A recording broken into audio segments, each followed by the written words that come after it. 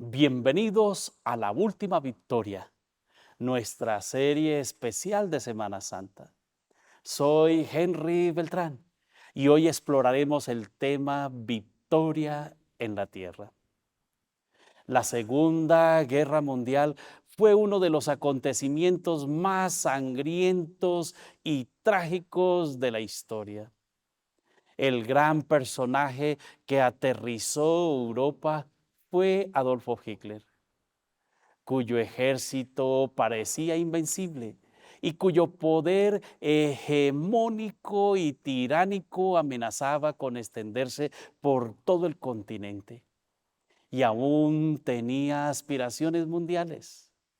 Pero uno de los momentos decisivos que marcó el inicio del fin del dominio alemán fue el famoso Día D, el desembarco de las tropas aliadas en las playas de Normandía el 6 de junio del año 1994. Era fundamental lograr la victoria sobre Hitler.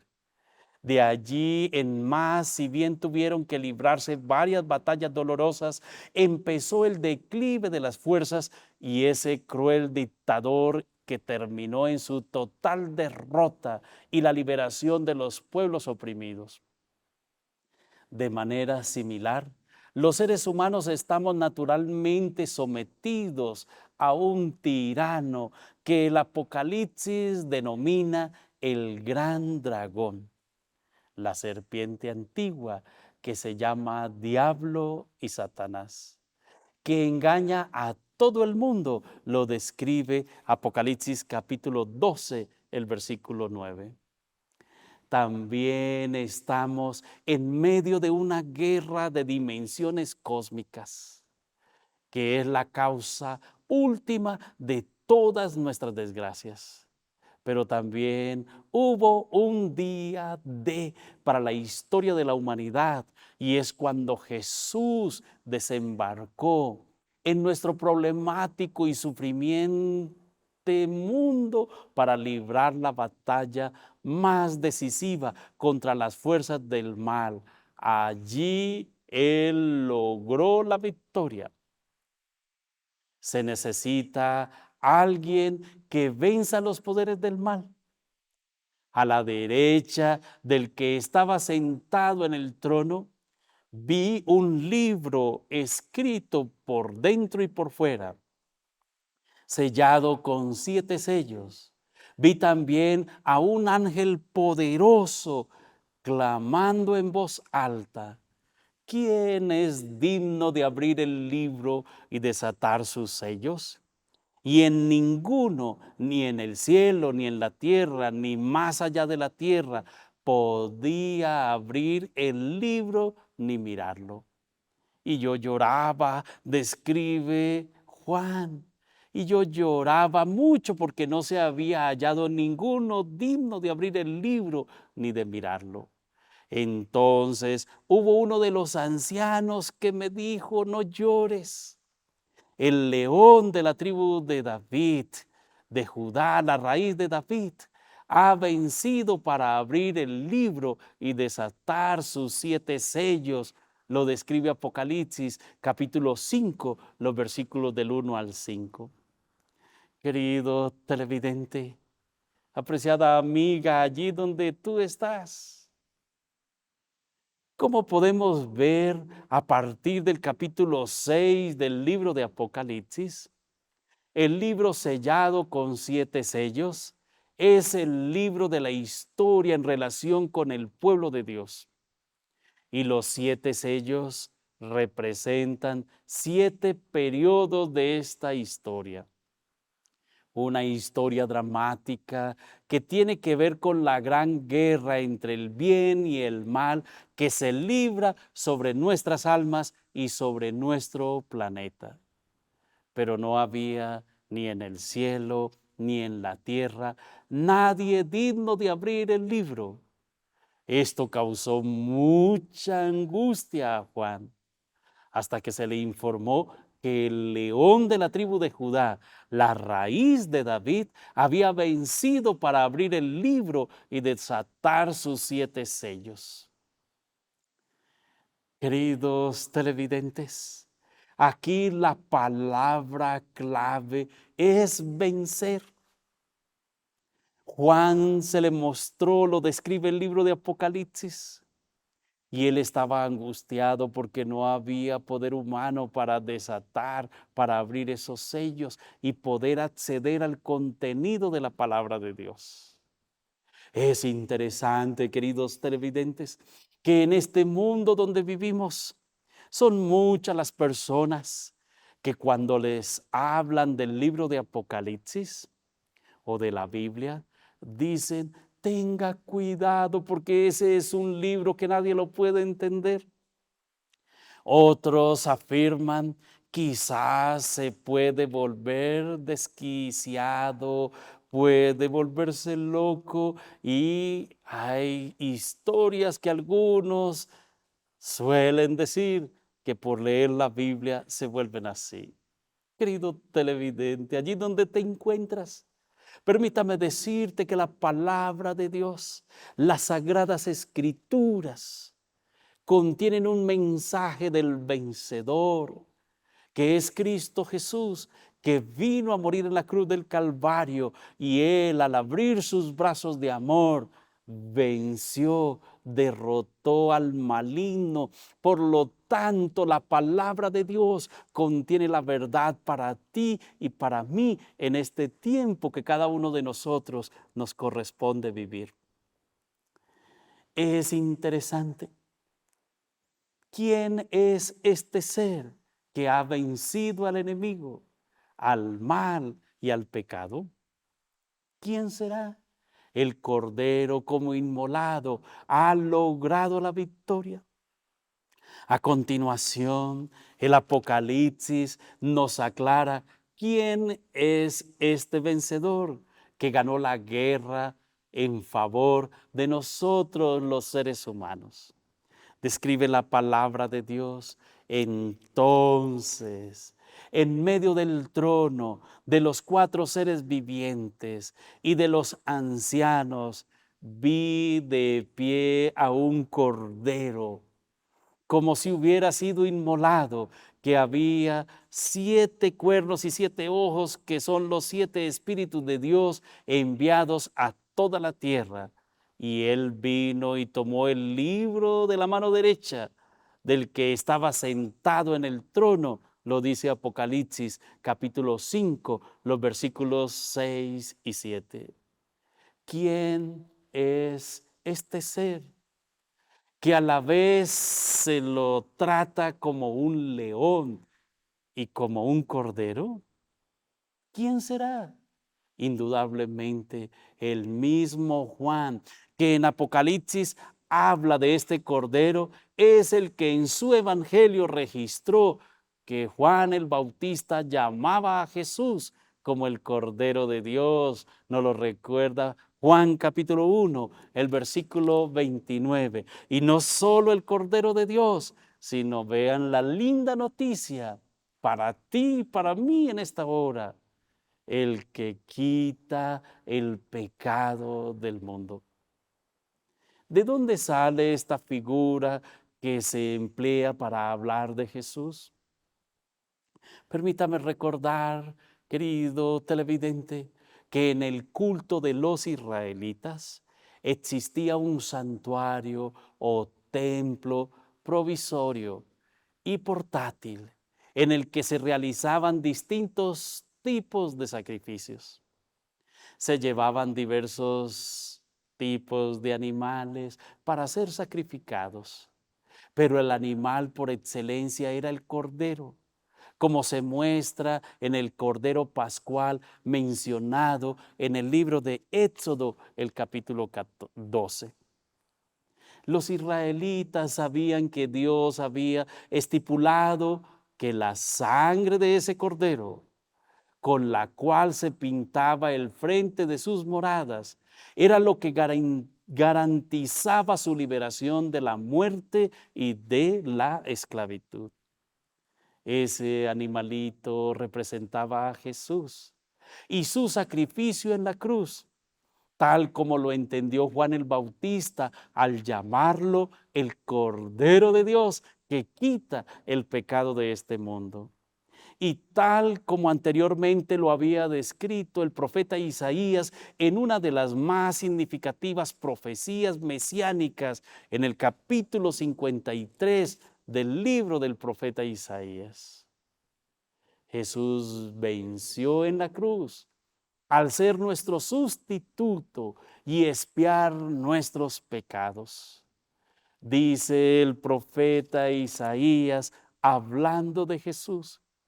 Y miren qué linda descripción hace el profeta. Sin embargo, Él llevó nuestras enfermedades y sufrió nuestros dolores. Y nosotros lo tuvimos por azotado, por herido de Dios y abatido. Pero Él fue herido por nuestras rebeliones, molido por nuestros pecados.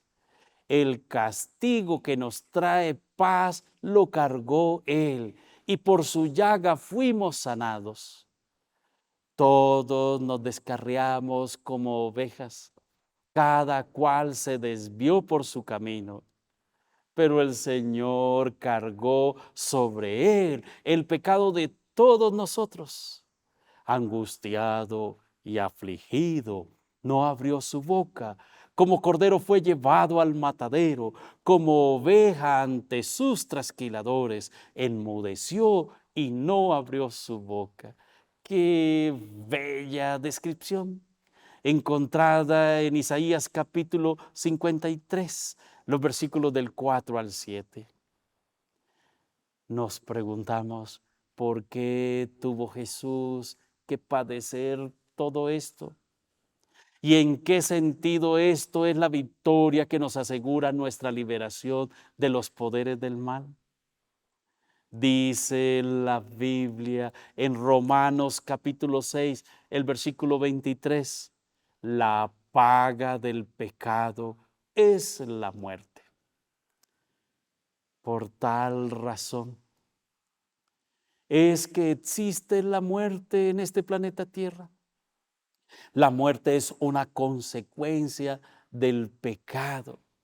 Pero tú y yo en algunos momentos nos preguntamos, pero si yo no decidí, la Biblia describe que fueron nuestros primeros padres, Adán y Eva. Pero permítame recordarte que por herencia el pecado ha venido a este mundo. Pero no debemos concentrarnos en eso. Debemos es mirar la buena noticia, que Jesús vino a este mundo, murió en la cruz del Calvario por ti y por mí.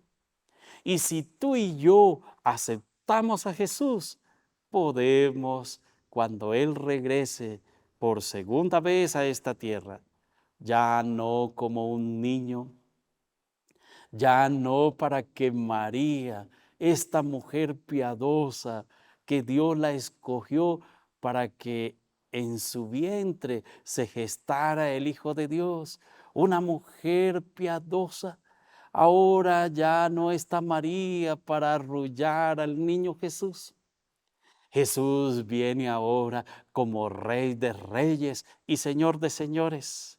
Por tal razón, ahora debemos meditar y darle a Jesús el primer lugar en tu existencia y en la mía. Y si lo aceptamos, Él venció en la cruz del Calvario y Él te ofrece salvación, te ofrece perdón, te ofrece la linda oportunidad de ser salvo.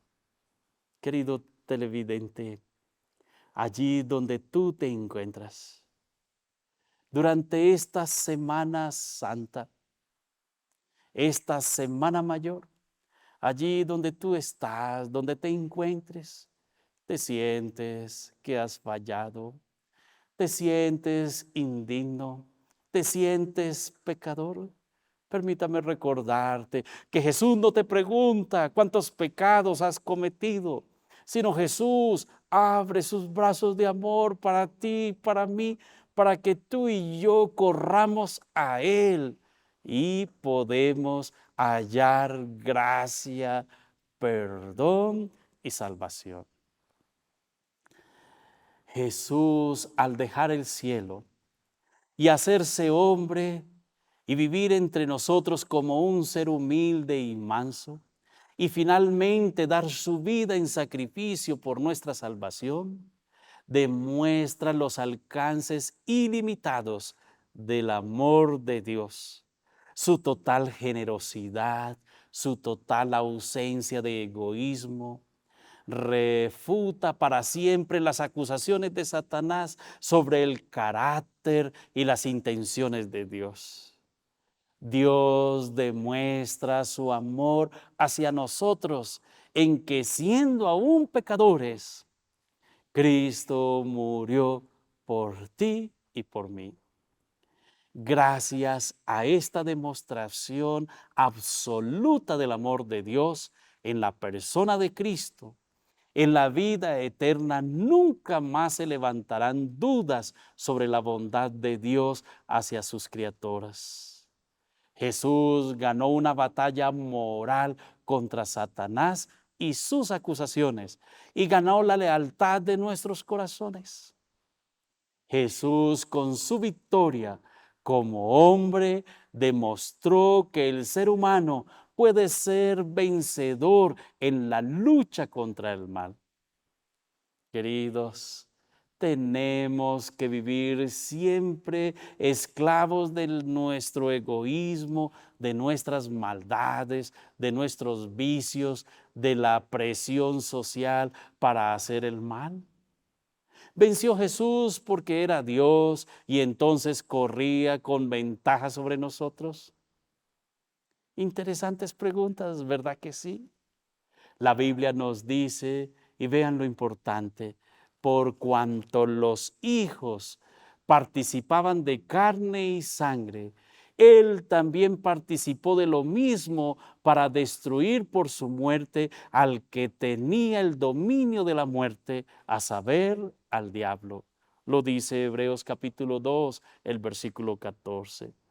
Por eso debía ser en todo semejante a sus hermanos, para venir a este mundo y tener ahora la compasión de ser el Hijo de Dios, para que tú y yo podamos aceptarlo como nuestro Salvador.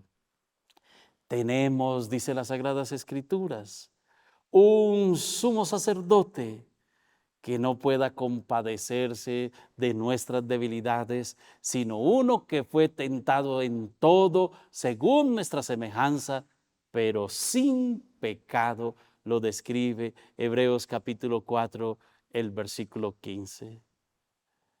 Queridos amigos, hay oportunidad de salvación en el nombre de Cristo Jesús. Jesús es la fuente de esperanza para ti y para mí. Solo en Él hay salvación. ¿Qué haremos de la persona de Cristo Jesús? La Biblia lo llama el Cordero de Dios. Las Sagradas Escrituras nos narran que Él tiene el poder para cambiar tu vida y cambiar la mía. Solo pide que le entreguemos nuestro corazón. Allí donde te encuentras, tú estarás listo para abrir la puerta de tu corazón a la persona de Cristo Jesús. Que Dios te ayude, que Dios te bendiga y que puedas hacer del Cordero de Dios tu Salvador. Juan dijo cuando vio a Jesús: he ahí al Cordero de Dios que quita el pecado de este mundo. Querido televidente, Jesús es la fuente de esperanza. Jesús es la fuente de salvación. Si tú corres a Él, Él te perdona, Él te ama y te dará finalmente la vida eterna para que la disfrutes con Él y con todos tus amados. Que Dios te bendiga y te guarde.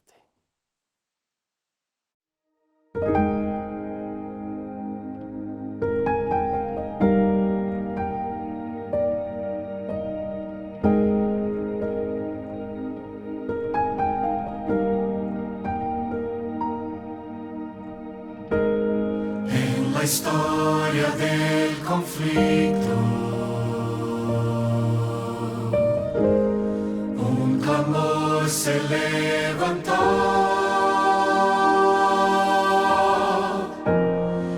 Es la voz de todo aquel que esperó declarar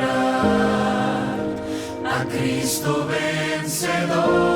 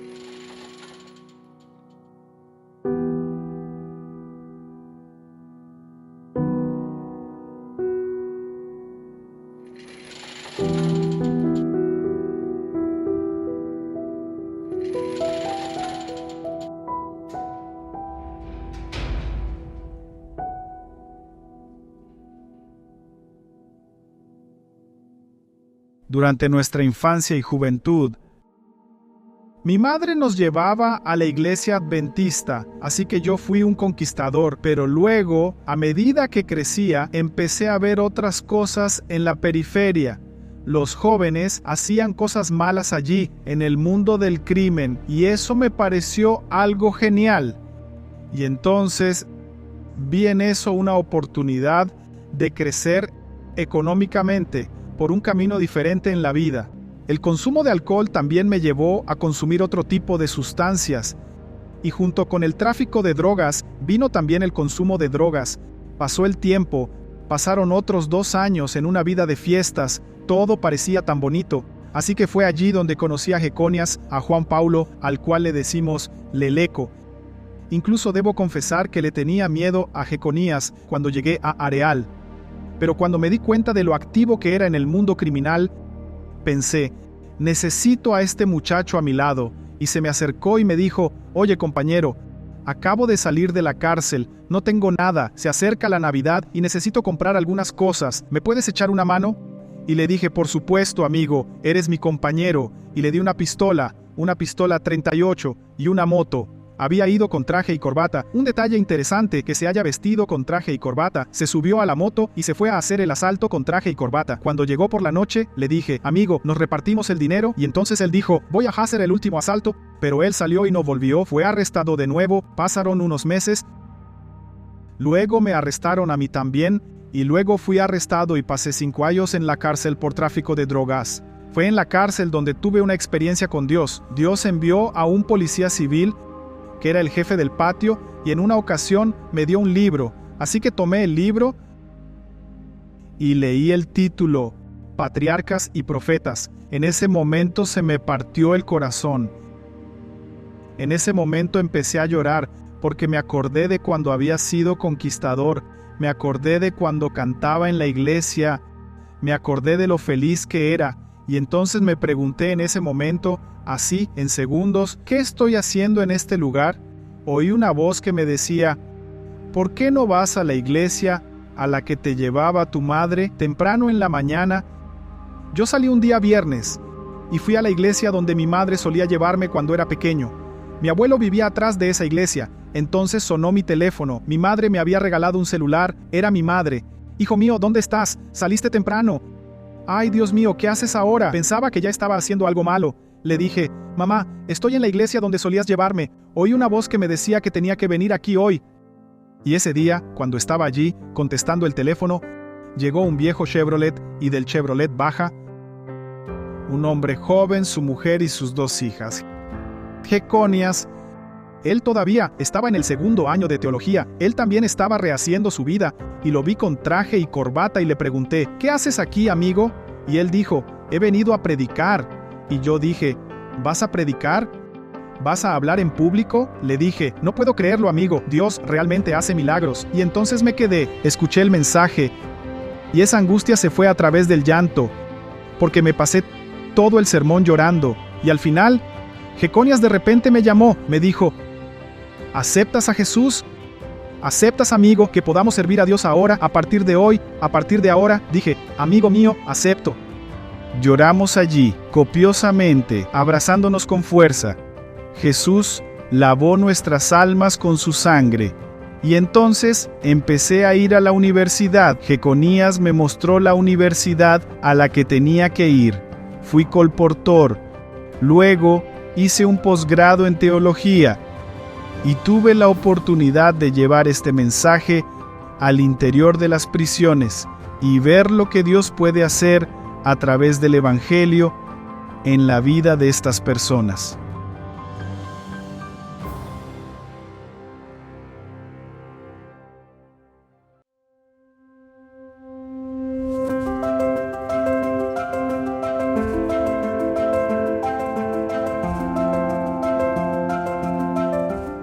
Hoy te invitamos a ser un faro de luz en la oscuridad.